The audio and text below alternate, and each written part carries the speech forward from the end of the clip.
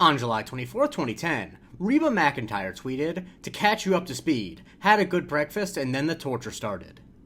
Sent from my iPad." This is the Museum of Twitter, the show where we talk about the most important tweets in the history of Twitter.com. This tweet has so many hallmarks of tweets I love. It's an old tweet from a celebrity, it's crazy out of context, and it has a random sent from my iPad at the end. And the sent from my iPad bit is so hilarious because it's so incongruous with the torture part. But I have to admit, this tweet was not on my radar until it was suggested by someone who I reached out to about being on the show. A little bit ago, I reached out to someone who I think is a living legend of Twitter, the poster known as Dowd. Obviously, Twitter is deteriorating by the day, but I think that she is one of the bright spots of Twitter over the past few years. I had a relatively long conversation with Dowd, whose real name is Allison, about this tweet, about why it's special, and I revealed to her some information I found out when I did research. I have to be honest, I didn't grow up with Reba as like an important figure to me. I understand her cultural impact, but for you, what is the thing that made you want to talk about this? I love the tweet itself. I honestly didn't grow up with a lot of Reba either. I knew her as like a cultural reference, like a one name star. You have Oprah, Beyonce, Reba.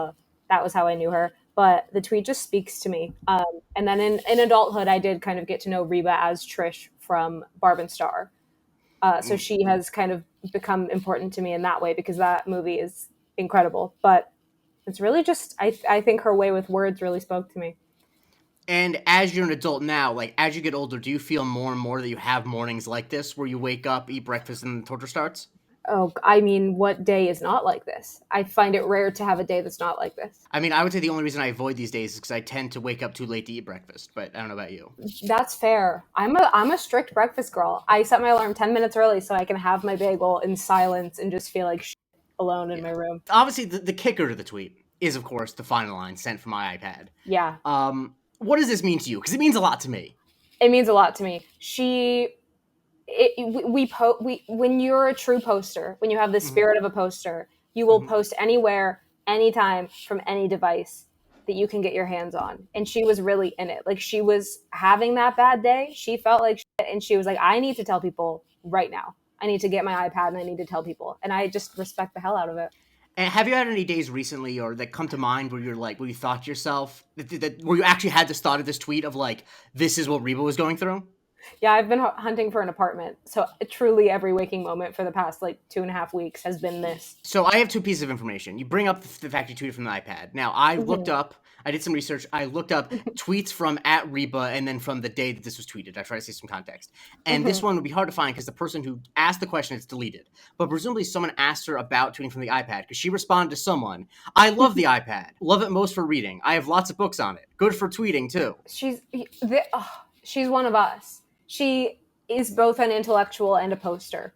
And I think that's so important. There are so many people online who just shitpost all day, like pros, but you talk to them and they're sharp. They're reading. They know what's going on. And Reba is one of the girls. I think another person pointed out is that you can't actually see this anymore because Elon got rid of it, but when you used to be able to see the metadata of where something was tweeted from, maybe you still can, I'm just not tech savvy. Someone pointed out it was from the Twitter web client. So she tweeted from an iPad, but on the web. That is beautiful. That is, it brings to mind Hannah Horvath tweeting from her laptop, which is something I love and something that I've been known to do quite a bit. I've done so much tweeting from my laptop. Yeah, and I think having the keyboard makes it a really good experience, but it's interesting to not have the keyboard and still be. Yeah. Maybe she had do you think she had a keyboard? You know how older people are with iPads. They do stuff on iPads where I would never consider it. You know what I mean? Because I have a very clear delineation between what a phone thing is and what a computer thing is, and they do some stuff that I think of as a phone thing and some stuff I think of as a computer thing on an iPad, and it confounds me.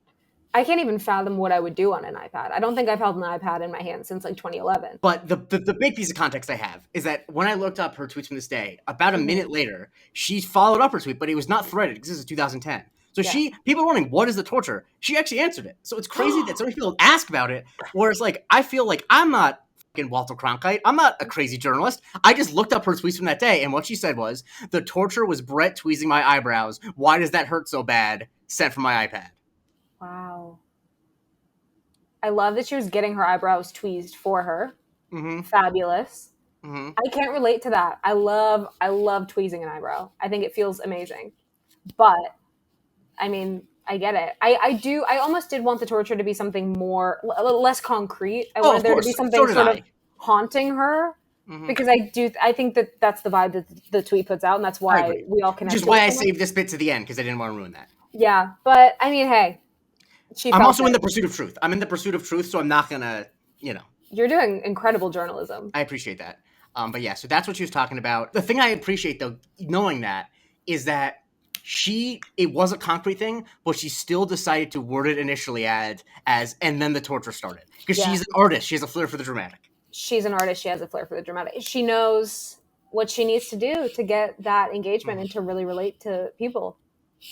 She's a star. I really want to thank Balda and Dowd for bringing this tweet to my attention and for coming on the show. Alright, that took a lot of time, so I'm going to run through examples of when this tweet is referenced. Obviously, people quote it when they want to talk about the torture having started. Like a very easy one is Cody Wimmer saying, "First day back after a 3-day weekend." For the beginnings of 2 different years, people referenced it. This year, on January 8th, Ducky tweeted 2025 and then quoted the tweet. And in 2024, FKA Kathleen said, "My coworkers, hey, how was your new year so far?" Me, and then the Reba tweet. One I think we all can relate to is Silent Hill 2 Purist, who said, "Woke up with a headache." And during a big heat wave in the summer of 2019, JP said, "Me every morning during this heat wave." Sometimes it's used referencing movies. Multiple people, including Aisha A. Siddiqui, said Phantom Thread 2017. Because seriously, of all film breakfasts, the breakfast that Reynolds Woodcock has in that is incredible. And another reference that is after my own heart is Stumpy, who said Nick Dunn on his 5-year anniversary, referring to Ben Affleck's character in Gone Girl, who of course starts his 5-year anniversary by going to the bar, hanging with Go for a bit, and then when he gets home, the torture started. One of the more scathing uses of it, which multiple people actually used, is Newt Gingrich, who said Ron DeSantis every morning at Guantanamo Bay. Because if you open that part of his history, you find some disturbing stuff. And a reference I particularly enjoyed is Aya, who said r/2-sentence horror, referring to the subreddit where people write 2-sentence horror stories, and usually they're as silly and not as horrifying as the Reba tweet. I've explained before why old celebrity tweets from this era are so special, but this really shows it in a great way. Obviously the celebrities are being perceived, they are tweeting this out to an audience,